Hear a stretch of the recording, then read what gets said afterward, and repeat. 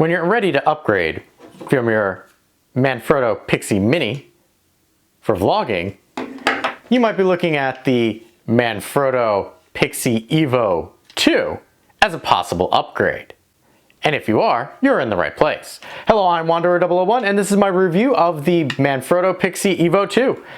Just like I said, I had the original Manfrotto Pixi Mini and used it as a not really vlogging camera, but I did use it as a means of kind of stabilizing my digital SLR. So I decided it was time for an upgrade. The Pixi Mini was good at what it did. It was small, it was compact, it could hold my mini digital SLR perfectly fine, but realistically, you had two settings: open and closed, and you had a nice grip on it. There are a couple of things about this that after using for lengthy amounts of time, I didn't particularly care for, such as the top plate here. In order to get this into your camera, you have to spin the whole thing. Well, let's see if the Evo 2 takes what it learned from the Mini and improved upon that. Well, first we're going to start off at the top. You'll notice that there is a rubberized plate right here with a screw. That screw is attached to a mechanism right here. This mechanism is what turns and screws into your camera. So you don't have to turn the whole device, which I really appreciate. However, there is something that makes this a little trickier to use now. With the Mini here, I could push down on the button here and I can move my plate wherever I wanted. Notice this one, not so much. You actually have to twist your knob here to release tension on your ball joint up here. Now, this is both good and bad. Good in that you can really cinch this down and get it locked into place. However, bad because now you are two-hand operating this device as opposed with the Pixi Mini where I could just and re-center my camera. But this is another thing that it does fairly well. You've got a nice cutout for a 90-degree angle and you can lock that into place thusly. And you can get some interesting camera angles with that, having it facing this way, or if you're just using it for facing forward like I do, you can hold it like that. Now, coming down, we have our legs. The legs are different. They're made of aluminum and plastic and are 6 inches in length when closed. These guys have a little button here that can slowly ratchet out to a maximum of 8 inches. So you can do some really creative things with these legs where you have them kind of standing up all weird because you have a rocky crag or something like that. It is an interesting function. But because of that, and this isn't a solid piece anymore, they rattle a little bit.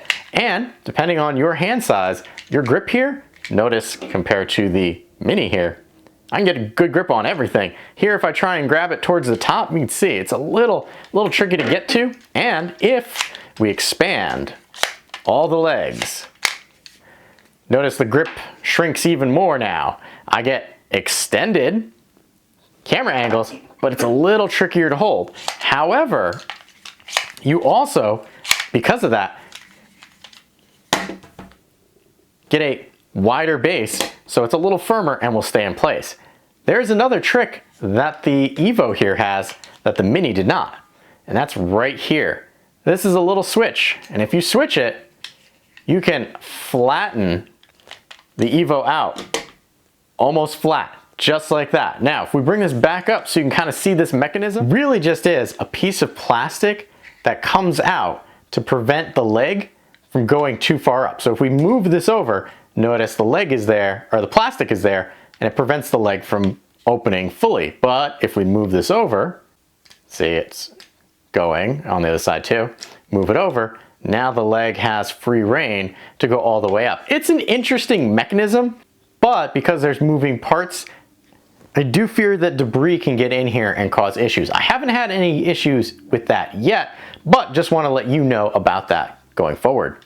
The buttons themselves are large enough and slightly textured, so you know that you are pressing on them. And here you can see, if we flip this over, you have 4 positions that you can do this in. So each of those ratchets and then your final position down there.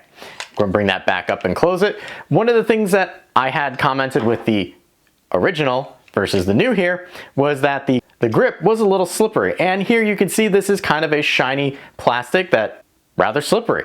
They have improved upon that with the Evo 2. It's a matte, not shiny, but it still could use a little to be desired with texture. You know, eventually you might want to consider some skateboard tape to wrap around this part, not the actual leg itself, to give you a little more grip. Now, if we come down to the bottom, the Evo has rubberized feeties that help keep it in place so that if you push it around, it won't slide around on you too much. Now, you did hear me mention that I use this with my digital SLR. I have the Canon SL2, and I know I've been talking about actually being able to use this. However, you probably want to see, well, how does this actually handle? So let's take a look at some of the weird angles that I had the Evo 2 in with my Canon SL2.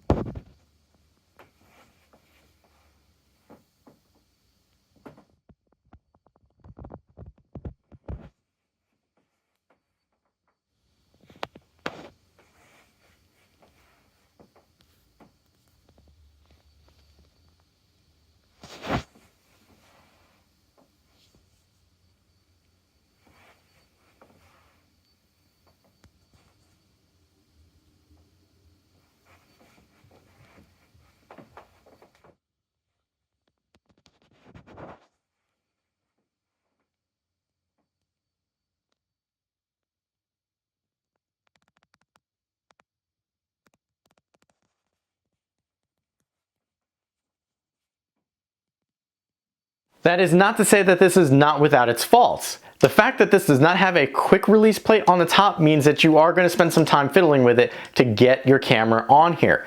The fact that this is now a two-handed operation and does take a little more finessing to actually get yourself level if that's what you're trying to do, as opposed to a button push and then fiddling around with that. Like I said, it makes a little bit of rattling noise because of the design of the legs themselves. Now, it might be a little hard to hear because I have a lapel mic on, but I will let you know, it is there. You may, depending on the microphone setup that you have, hear audio from this. And that could be a deal breaker for some. If you're doing it for digital photography, you don't have to worry about sound, but if you're doing videography, that could be a problem. But the ability for this mini tripod to hold a camera that's up to 5.5 pounds makes those little caveats not as detrimental in my book. It is a little pricier than your Pixi Mini here. However, it is not pricey enough that if I happen to lose or break this, that I'm going to worry all that much. So if you're in the market for a versatile, easily carried mini tripod, I highly recommend checking out the Pixi Evo 2. With that being said, I have been Wanderer001. If you have any questions or comments, please feel free to leave them in the area below. And as always, thanks for watching. If you found this video helpful, consider giving it a like, as that will help other people find the video as well. If you like what I'm doing here, you can always help fuel the next review by buying me a coffee, link in the description below. Last but not least, if you want to be notified when I upload a new video, you know what to do.